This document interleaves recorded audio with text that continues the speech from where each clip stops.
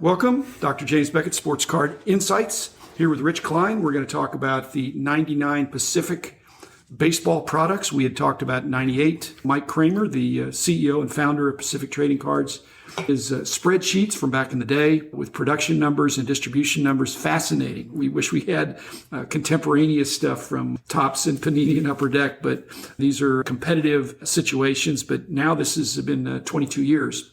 Thanks, sponsors. Nothing against Topps, Panini, and Upper Deck that they don't want to reveal their competitive information. I don't expect them to, but maybe in 22 years we'll find out about them too. Heritage Auctions, Huggins & Scott Auctions, Mike Stadium Sports Cards, Burbank Sports Cards, ComC.com, and Beckett Media, Beckett Grading, Beckett Authentication. So again, a happy hobby family. Rich, again, Mike Cramer, straight shooter, providing these spreadsheets, the printouts, where we trust these numbers, and they are for all the products that the Pacific put out in baseball that year, other than their flagship, which was just the plain 99 Pacific. Thanks, Rich, for providing this, and we can interact should thank on Mike for sending them. And thank you, Mike. Like I said, I think these numbers are the real deal. He assured me they are the real deal. He's a straight shooter, so I think that when he says, so I'll just very quickly, these are the total production numbers, including the base cards as well as the insert cards and parallels. But the total number of cards, we don't have Pacific flagship, which I assume would be the highest. But in kind of an alphabetical order, Aurora is 7 million cards, Crown Collection, 14 million, Crown Royale, 1.5 million, that's the lowest, Invincible, 3 million, Omega, 8 million, Paramount, 12 million, Prism, 3.3 million, 3.6 million for private stock, and 2.3 million for Revolution. Those actually are pretty similar to maybe what you and I both recall in terms of what we see when we're looking at that total in dollar boxes and things like that. That total comes up to just short of 55 total million cards. That's a lot of cards, but yet it's not a lot for Topps. I don't think it's a lot for Upper Deck or Panini anymore. Pacific was definitely a boutique producer, and yet in order to compete, they had to be innovative. They had to come up with different designs, and they were very creative in the brands they came up with. They had their own printing press, as we mentioned, and their own kind of wrappers, things that they did to allow them to compete with the big boys. They were really not one of the big boys. And in today's world, I didn't realize this until we've talked about this. They also had one of the best things in the world, which was that small little retail store in front of the Pacific Trading Cards offices. It was actually real life focus groups as to, hey, what's going to sell? And it's brilliant marketing, and they weren't really overstating it. They sold stuff at full price. They weren't discounting it in any way. But you could actually see real people buying real cards. Do you think that's what Topps has in mind in Cooperstown with David Adams? I think for Topps, it's a great PR move. I think it's a good idea. I don't know that they're going to get as much information Mike Cramer did, being right there where there was nothing lost in the translation. They could see what was going on. Here's the other thing. Collectors are more sophisticated today. They probably would be more interested, depending on what their price points are and all that, do they buy base? Do they buy heritage? Do they buy triple threads? Do they buy Bowman because that's the prospect? Do they buy Bowman draft? I mean, there are so many more options that Topps has nowadays. Is Topps going to use that for some of their on-demand stuff? That's pretty interesting. They do Topps Now. Are you going to send your Topps Now cards to Cooperstown? Because that's supposed to only be printed to X quantity of the people who actually order them. They do Montgomery Club. They do special factory sets. Are they going to do a Hall of Fame special factory? There's a lot. I don't blame them if they do a lot of experimenting. And what we're seeing with Pacific here is that each brand had its own flair or type of presentation in terms of where it was sold and the amount of serial numbering or color variations and different things. We're seeing this. Just starting with the Crown Collection here, I'm seeing that even though the red parallels are 4 per box, but that's only in the treat, which is essentially Walmart distribution, which is one of the major distributions, but it wasn't as much as hobby. And then the platinum cards were 1 per 2 boxes, but they were across all the different distribution venues. When you add it all up, the reds are just as tough as the platinum blue ones. And that was shocking to me to see this. And you might even see less reds on the marketplace because they were retail. That's what I'm saying. But when you see them, you see a bunch of them because it's somebody that opened a bunch of retail. But a lot of retail was opened by uninformed purchasers Whether it's red or not, they didn't care. An interesting point.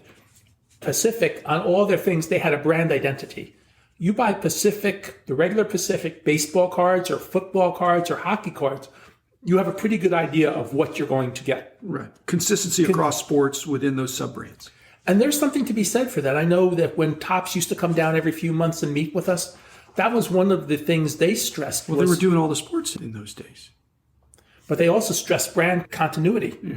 I know, but you can enforce that continuity if you're doing it over more than one sport. Sure. And now they don't have the ability to do that. So it's once a year, and they've got to stay true to what it was last year. And I'm glad they're doing that. I totally agree with you. I think that's why. And because I know Fleer would sometimes complain, why are our cards so not priced as high as they should? If your Fleer showcase one year, Flair showcase the next year, and showcase the third year, and you're changing the name each year, nobody knows what your product is by the third year. Well, you've got row 1, row 2, row 3. Then you got row 0, row 1, row 2, row 3. And some of them are serial numbers, some of them aren't. There's another column on some of these spreadsheets that has extra. And those are the holdback sets for, I think, condition replacements or things like that. So basically, if somebody had got damaged cards or didn't get something they were supposed to get, I was visiting their headquarters there. It was not in the retail part. It was back in that kind of quasi showroom warehouse distribution facility where they had some drawers where they had the replacement cards. I don't think I ever looked in there, but I did walk around their offices. They were done by a collector for collectors. They remind me a lot of our Beckett, especially our technical services or price guide area guys that were all individual of how we set up our little cubicles or offices. And it was the same general feeling whenever I went to Pacific compared to a lot of other places. And I don't think I ever went to the printing press, but I know I went to the retail store. I don't think I ever bought anything at the retail store, but... Okay, one more insight from the Aurora product is that there were not just extra sets that were put back, but the extra sets that were set aside for replacement were not serial numbered in cases where the real cards in the packs were serial numbered. You can see if you have a 1 to 99, you can't do 3 out of 99s. You just do one, but you only get 99.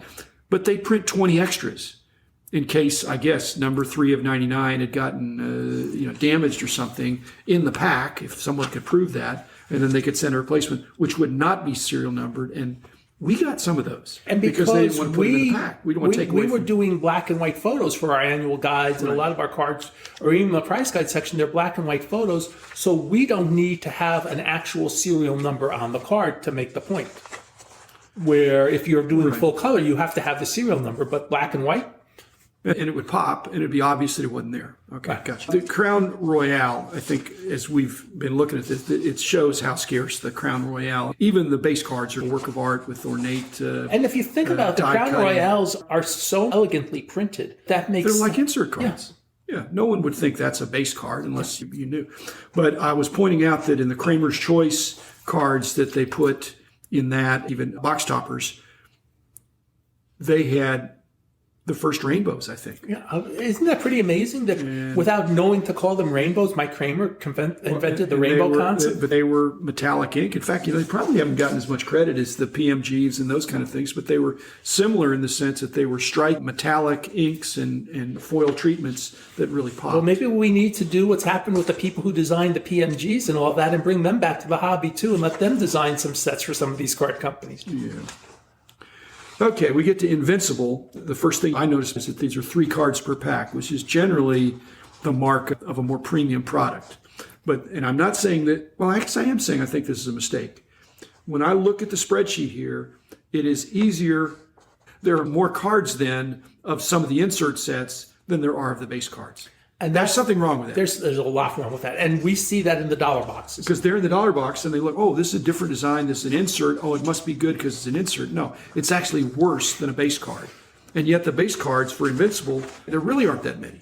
So again, it flies against logic. Let's see. I think Omega, I'm showing only 8 million maybe. But I see a lot of those. The Tony Gwynn. The Tony Gwynn thing. But what I always found interesting with that was I think that's every Pacific trading card employee mentioned on that. And if you look, we know half of them. We know half of them. It is not a huge staff. It's a nice guy Hall of Fame. Yes. It's a nice guy Hall of Fame, but it's also a lean, mean, what people in business call a lean, mean machine.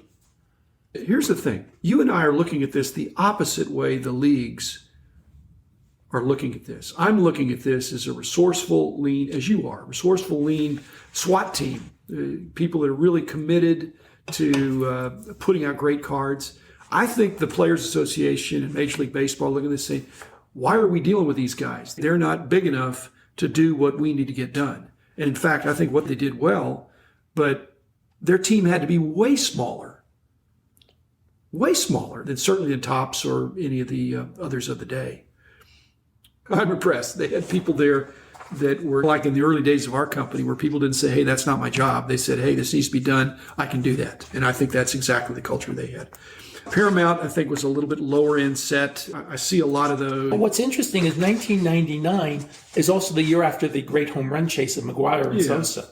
And Ken Griffey Jr. cards were taking off too. And he's still a Seattle icon in 99. Right. So they're really getting a chance to. They should have been riding high. Yeah. I don't think they were. And here's one of the reasons. They got Paramount Baseball. Its wholesale is 96 cents. A box is $34.56. That's wholesale. Now, maybe it goes to $60 retail or something. Cases are under $700. That's the money they get, even though the retail market up 50%. But they have to make money when they sell it the first time. But what's interesting is I know Topps is doing a lot more cards, but the flagship Topps products weren't as overproduced either, weren't overpriced either in those days until maybe the last few years. But I remember I could go to Triple Cards and buy the brand new boxes at $45 or $50 5-6 years ago. Yeah. So it took a while for the prices of the boxes to really get to where they are today. Okay, the 99 Prism set, the original Prism with PRI SM had extensive serial numbering. Not all of Pacific's sets, the sub-brand identities involved serial numbering or rainbows, but the Prism definitely did, and they're beautiful cards, but not. They really haven't caught on. They really haven't think about how many ugly Pacific cards really are there out there? Most of them are really well done. Well, they could be considered garish. Yes. In some cases, but in most cases, because they're metallic. They were the first major die cutters, I think, of doing the palm trees and stuff like that. The Christmas ornaments. Who had that idea? I actually don't like it because I don't know what to do with the string. I have some with the string, some without the string, and then you got the little boxes, the little cubes. Another thing. Okay, private stock. Didn't like them. A little more of a premium product. Those small cards didn't do it. I'm with you. I'm with you on not PS206s. I'm with you on not liking the smaller cards. It's amazing. I'm a numbers guy, but if you say the number 206 or say the number 206, it connotes something different. At 206, every company has used 206 as imagery for a smaller tobacco-sized card. And they don't do 205 or 207. It's always 206. They don't do the others, which are actually tougher. But at any rate, and then Revolution, another one that's a 3-card. Revolution are beautiful cards. You just don't see them that much. They have the Shadow series. They're not appreciated, partly. Mike, our apologies to you, but card companies that are now defunct, even if their brand lives on a little bit under a different name, those cards don't always get the respect. No, and I think they deserve more respect. His cards definitely deserve more respect. Yeah. But anyway, thanks, Mike. Thanks, Pacific. Small team that you were, many of whom we knew and appreciated because of their commitment to excellence. We're sorry that you're not there anymore. But again, thanks for the good work you did in 99 and before and after as well. So thanks, Rich. Thanks, everybody. Be back again tomorrow.